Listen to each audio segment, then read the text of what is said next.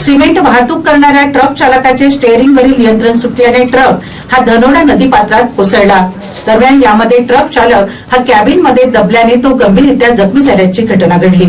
विदर्भ मराठवाड्याला जोडणाऱ्या पैनगंगा नदीच्या पुलावरून सिमेंट घेऊन जाणारा ट्रक नदीपात्रात कोसळल्याची घटना सायंकाळ दरम्यान घडली।